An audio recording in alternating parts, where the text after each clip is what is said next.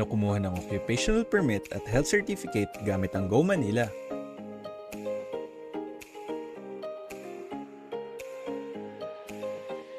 Pindutin ang e-government at piliin ang occupational permit o health certificate.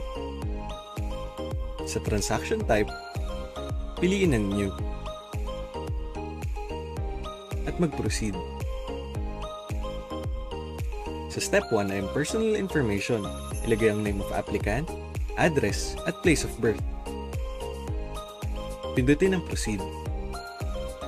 Sa step 2 ay ang other information, katulad ng country of citizenship,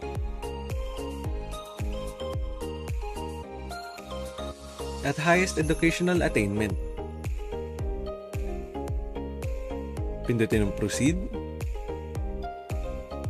Sa step 3 ay ang transactional information.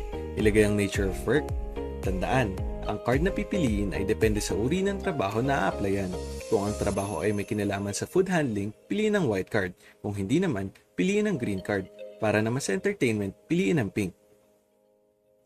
Ang susunod ay ang occupational position applied for. At valid ID na ipepresenta sa pag-claim. Ilagay din ang business establishment.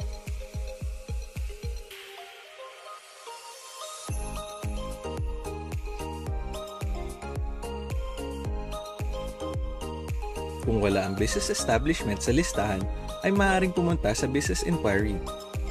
Ilagay ang BIN at an EOR number.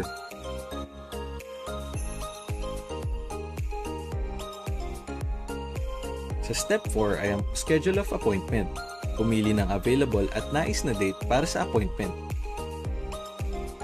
Pagkatapos ay mag-proceed. Reviewin ang mga impormasyon at isubmit.